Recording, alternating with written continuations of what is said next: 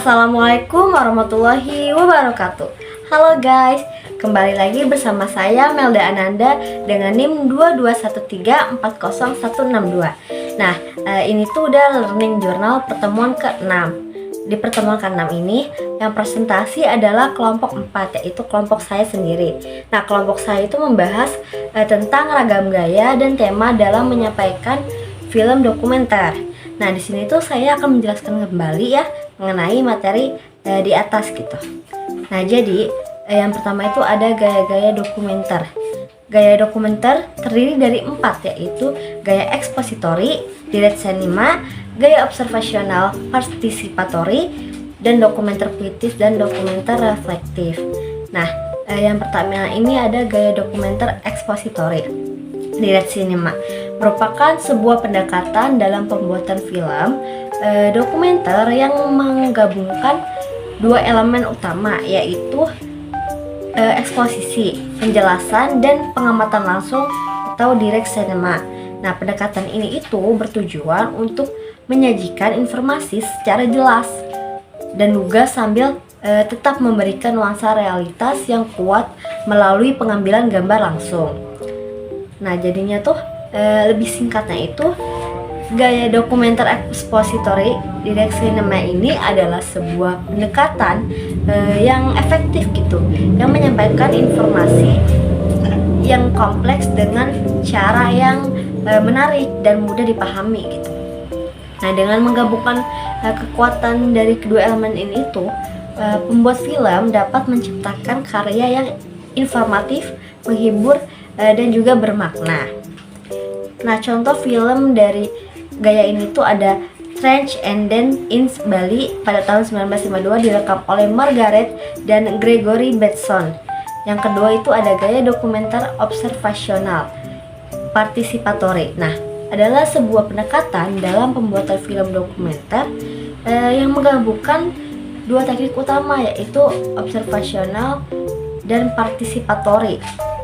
Kombinasi ini membahas sebuah karya yang akan nuansa memberikan pandangan yang lebih dalam tentang subjek serta melibatkan pembuat film secara aktif dalam peristiwa yang sedang berlangsung. Nah, selanjutnya itu gaya dokumenter observasional participatory juga menawarkan fleksibilitas yang tinggi bagi pembuat film untuk mengeksplor berbagai tema dan sudut pandang gitu. Nah, dengan memahami kekuatan dan tantangan dari pendekatan ini, pembuat film dapat menciptakan karya yang nuansanya informatif dan inspiratif. Contoh filmnya itu ada High School karya Frederick Wiseman pada tahun 1962. Nah, yang ketiga itu ada film dokumenter puitis, adalah sebuah pendekatan sinematik yang penyajiannya itu realitas namun melalui lensa estetika dan emosi. Berbeda dengan dokumenter tradisional yang seringkali tuh fokus pada penyampaian informasi secara langsung dan objektif. Nah, dokumenter puitis ini lebih mengeksplorasi makna, simbolik, suasana, dan pengalaman subjektif. Contoh filmnya itu ada Rain pada tahun 1929 by Joris Ivens. Yang keempat ini ada gaya dokumenter reflektif. Nah, merupakan pendekatan dalam pembuatan film dokumenter yang tidak hanya sekedar menyajikan informasi atau cerita aja gitu, tetapi juga dia mengajak penonton untuk merenungkan proses pembuatan film itu sendiri. Dengan kata lain, film dokumenter reflektif tidak hanya menjadi jendela untuk melihat dunia, tetapi juga menjadi cermin yang memantulkan bagaimana kita melihat dunia melalui lensa kamera. Contoh filmnya itu ada Man with a Movie Camera pada tahun 1929 karya Dziga Vertov. Selanjutnya yaitu ada tema-tema dokumenter. Yang pertama itu ada sosial. Fokusnya itu isu kemasyarakatan seperti kemiskinan, kesenjangan sosial, diskriminasi, hak asasi manusia, dan perubahan sosial. Nah, tujuannya itu untuk meningkatkan kesadaran masyarakat tentang masalah sosial, memicu diskusi dan mendorong perubahan Nah, yang kedua itu ada politik. Tema yang kedua ini fokusnya proses politik, kebijakan pemerintah, gerakan sosial, dan pengaruh politik terhadap kehidupan masyarakat. Tujuannya itu untuk menyajikan analisis kritis terhadap sistem politik yang memberikan informasi kepada masyarakat dan mendorong partisipasi politik gitu. Nah, yang ketiga ini ada ekonomi. Fokusnya itu pada sistem ekonomi, pertumbuhan ekonomi, distribusi kekayaan, pengaruh globalisasi terhadap ekonomi, dan dampak kebijakan ekonomi terhadap masyarakat. Nah, tujuannya ini untuk menjelaskan kompleksitas sistem ekonomi, memberikan pemahaman tentang isu-isu ekonomi global, dan mendorong diskusi tentang kebijakan ekonomi. Selanjutnya itu yang keempat ada tema pendidikan. Nah, pendidikan ini fokus pada sistem pendidikan, akses pendidikan, kualitas pendidikan, dan pengaruh pendidikan terhadap individu dan masyarakat. Nah, tujuannya itu untuk meningkatkan kesadaran tentang pentingnya pendidikan, mengidentifikasi masalah dalam sistem pendidikan gitu, dan juga untuk mendorong perbaikan kualitas pendidikan. Selanjutnya itu ada yang kelima itu ada sejarah. Fokusnya itu peristiwa sejarah, tokoh sejarah, perkembangan suatu masyarakat, dan pengaruh peristiwa sejarah terhadap masa kini gitu. Nah, tujuannya itu untuk mencatat dan melestarikan sejarah, memberikan pemahaman tentang masa lalu, dan menarik pelajaran dari sejarah. Nah, yang keenam ini adalah biografi. Fokusnya itu kehidupan dan karya seseorang individu, baik tokoh publik maupun pribadi. Tujuannya itu kisah hidup seseorang secara mendalam, menginspirasi penonton gitu, dan memberikan gambaran tentang kontribusi individu terhadap masyarakat.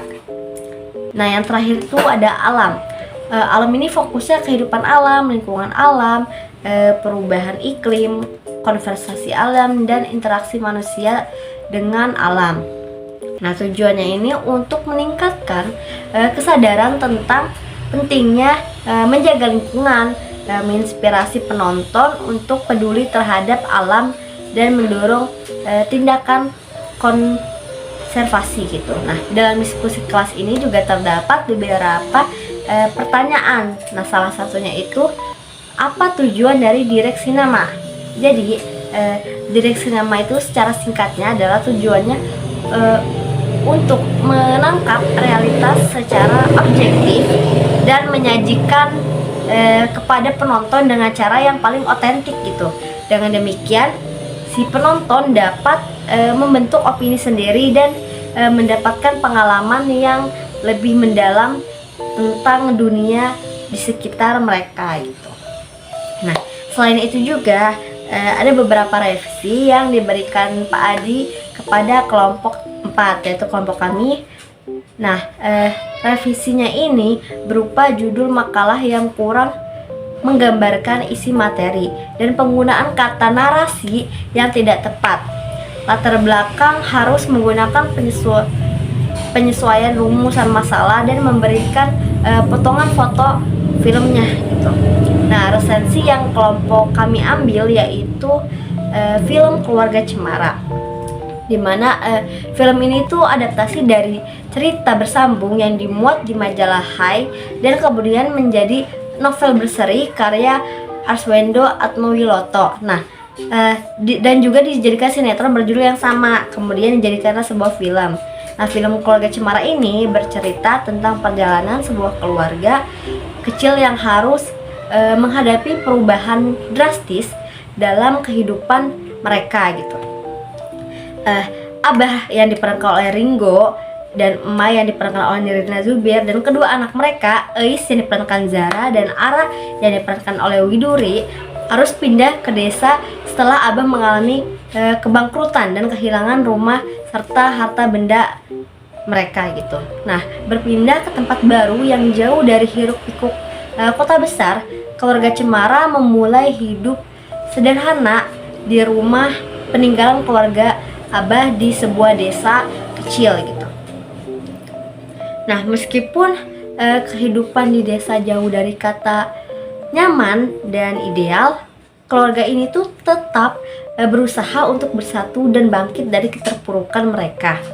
Mereka ini dihadapkan pada berbagai konflik, baik antara anggota keluarga, terus juga maupun dengan lingkungan sekitarnya gitu. Tetapi selalu berusaha untuk menyelesaikan dengan penuh kasih sayang dan rasa saling mendukung gitu. Di tengah kesederhanaan dan keterbatasan keluarga Cemara ini. Nah, keluarga Cemara ini menemukan makna kebahagiaan sejati, cinta dan kehangatan keluarga. Nah, mungkin cukup sekian Learning Journal pada pertemuan ke-6 ini. Sampai jumpa lagi di Learning Journal selanjutnya, yaitu pertemuan ke-7. Terima kasih. Wassalamualaikum warahmatullahi wabarakatuh. Dadah guys, see you.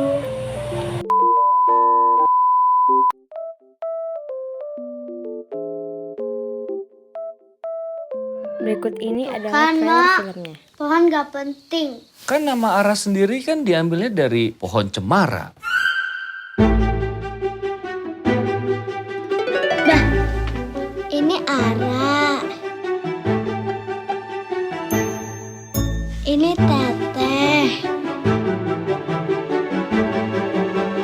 Ini Emak. Ini Abah.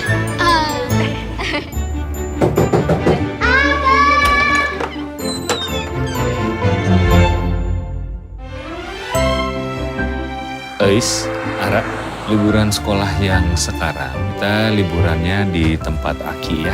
Bah, rumahnya gak mau dijual aja.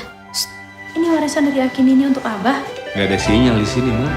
Ya terus? Ya paling kalau ada sinyal mah di situ, Mak, di luar dekat pohon.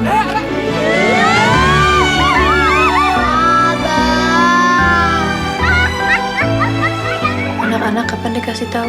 Dikasih Abah waktu, Mak. Abah nggak tega ngasih tahu anak-anak. Kita bangkrut.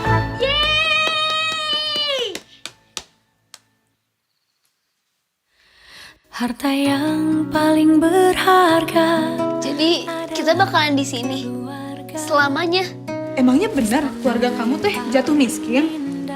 Kalau Abah nggak pernah janji apa-apa sama orang, sekarang kita masih di Jakarta. Is benci sama Abah. Semuanya jadi susah gara-gara Abah, Mak. Kalian itu semua tanggung jawab Abah. Selamat pagi emak. Ara gak mau ulang tahun lagi. Kalau Ara udah umur 13 tahun, Abah pasti marah-marahin Ara kayak ke Teteh Ei sekarang. Berseri indah. Terima kasih. Sabar ya Teh, hari-hari pertama itu emang yang paling berat.